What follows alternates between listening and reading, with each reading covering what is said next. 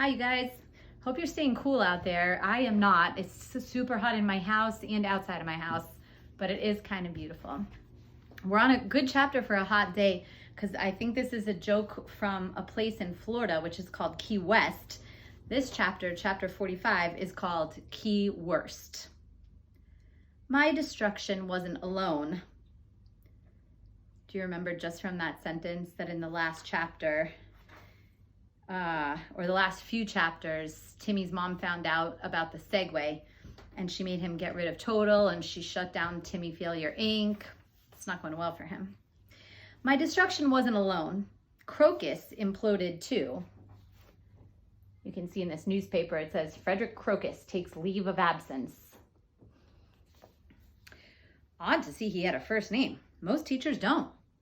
And it's too bad the educational system let him down, but these things happen. Now he's stuck in Key West without me. Sure, I was a challenge, an obstacle, but old people need that. Now he just has sun and the beach. I can only imagine how sad he must be to get up in the morning and realize I'm not there. But don't take my word for it. Look at the photo the school newspaper included. He looks miserable.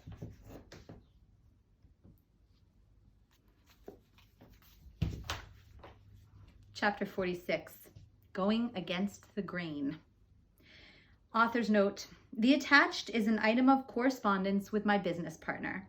I include it here as a historical record of our time of incarceration, as well as to preserve it from the drool and food stains that would result were it to remain in my business partner's possession. So here's what it looks like. I'm going to read this to you.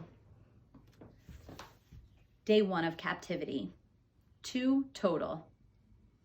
Care of Polar Bear Exhibit, City Zoo. Dear business partner, so here we are, both imprisoned. Your cage, my cage. How long this will last? I don't know.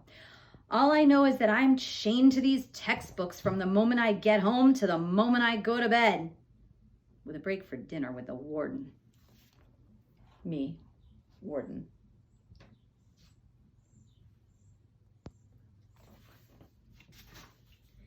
And I don't know what it is about these books, but they appear to be designed to send your attention elsewhere. Like today. I'm sitting there reading something about something when I see the pattern of the wood grain in my desk. And before I know it, I'm watching tiny me running through it like a maze. Go, me, go.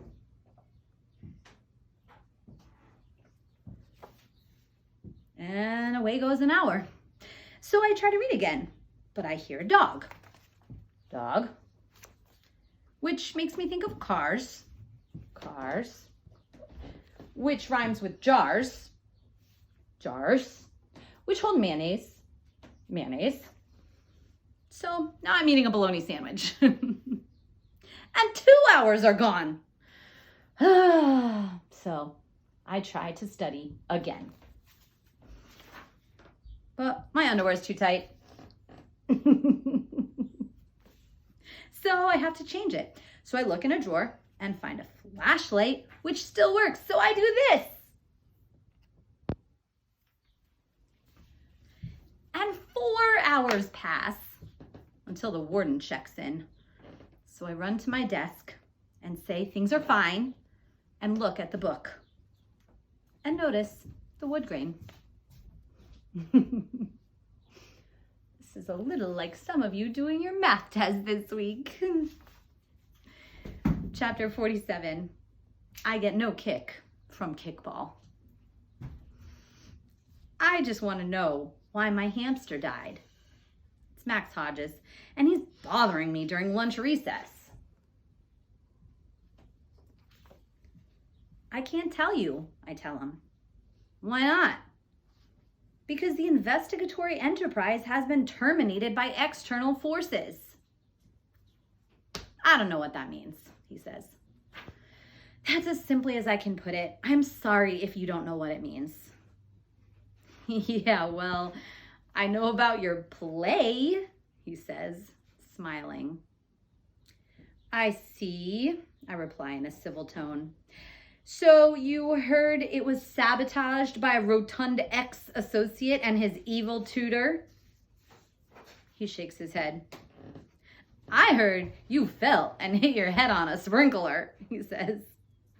Mendacity! I shout, rising to my feet. That means lies. Max Hodges scratches his head. I don't know what that means either, he says. It means I have a scallywag bent on my destruction, and she's perpetrating unconscionable falsehoods. Max Hodges looks confused.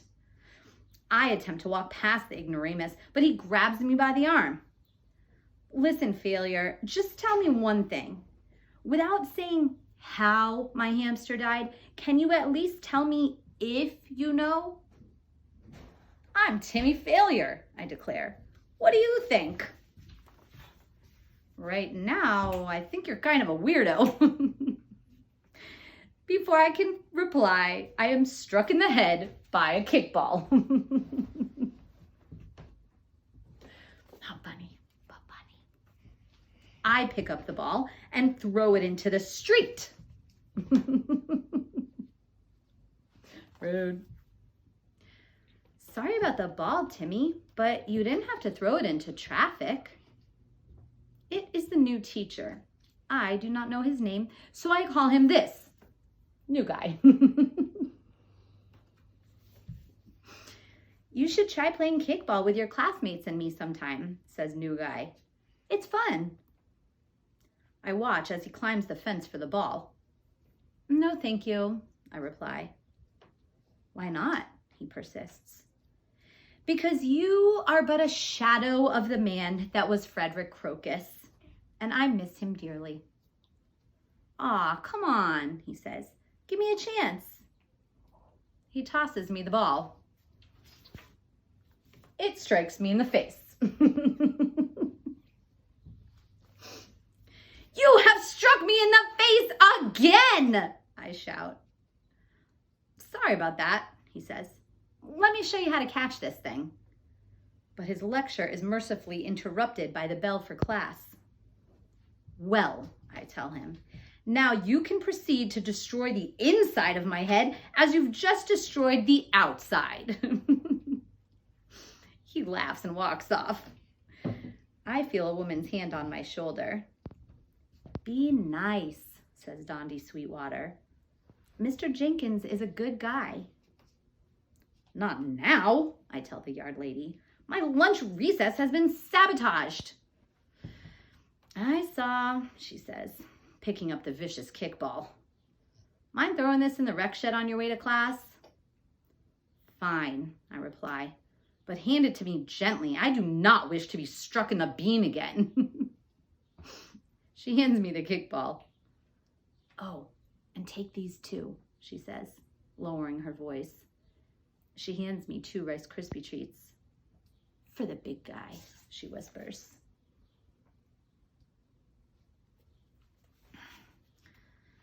All right, we're going to stop there. Chapter 48 is called Signed, Sealed, and Delivered. See you tomorrow.